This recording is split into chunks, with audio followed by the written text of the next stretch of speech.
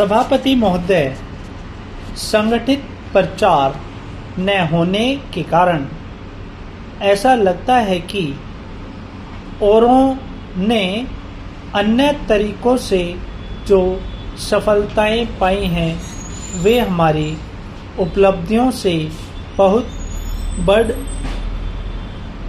बढ़कर हैं। लेकिन हमारा विचार है कि अंततोगत्वा हमें कुछ उपलब्धियां प्राप्त हुई हैं और हम जनता के कष्टों को दूर कर सके हैं तथा व्यक्ति और समाज के स्थायी तथा समन्वित विकास की दिशा में कुछ आगे बढ़ सके हैं। मेरा विश्वास है कि ऐसा वास्तविक और स्थायी सामाजिक रूपांतरण जिसके अंतर्गत लाखों करोड़ों लोगों की मानसिकता और जीवनचर्या आती है, केवल शांतिपूर्ण उपायों द्वारा ही हो सकता है।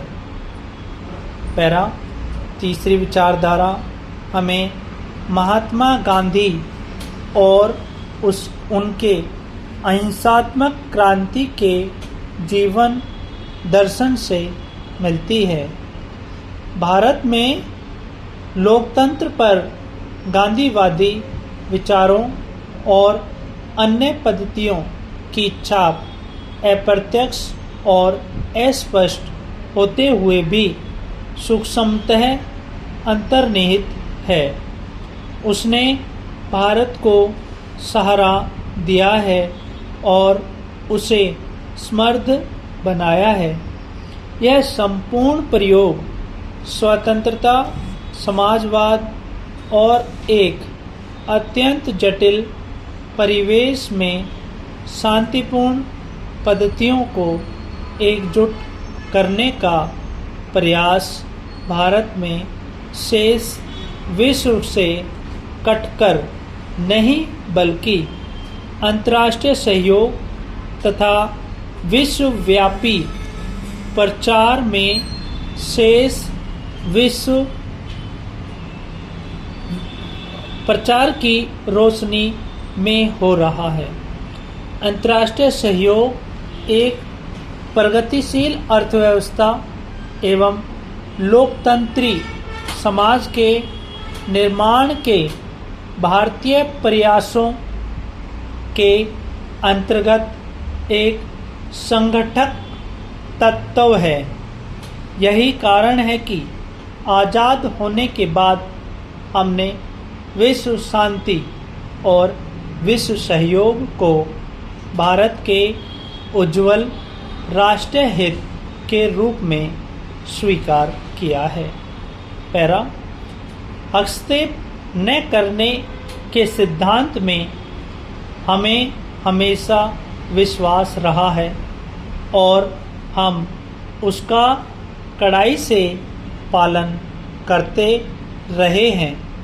लेकिन क्या यह एक पक्षीय हो सकता है?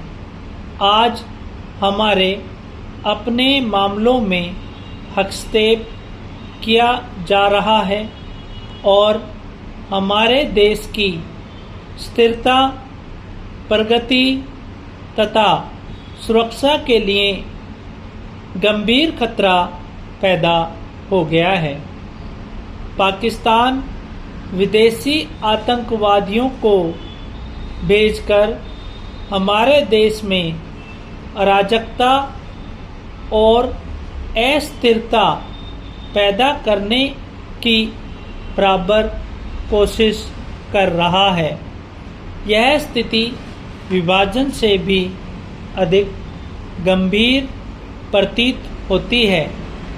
आज पाकिस्तान में संकट बहुत गहरा है और उस देश के सामने जो भयावह स्थिति है उससे वह भारत पर दोषारोपण करके छुटकारा नहीं पा सकता। इस संदर्भ में दो सवाल उठते हैं। पहला तो यह है कि क्या हमारे समय में केवल धर्म किसी राष्ट्रवादी देश के निर्माण का आधार हो सकता है, विशेषतः ऐसी हालत में जबकि सरकारी तंत्र राजनीतिक गतिविधियों के सामान्य नियमों तथा सांस्कृतिक आकांक्षाओं के प्रति सर्वथा उदासीन हो, और दूसरा यह कि क्या किसी की वफादारी पाने के लिए बंदूक की संगीन से काम लेने की जगह किसी अन्य कार्रवाई की जरूरत नहीं है। हमने भारत में संयम और शांति से काम लिया है। हालांकि हमारे सामने खतरे थे और हमें भड़काने की कोशिश की गई, लेकिन अंततः हमें अपने देश के हितों की रक्षा करनी ही होगी। कोई भी देश और विशेषतः भारत जैसा विशाल एवं विविधतापूर्ण देश किसी ठप्पे द्वारा कभी भी वर्गीकृत नहीं किया जा सकता, मुझे ऐसा लगता है। स्टॉप।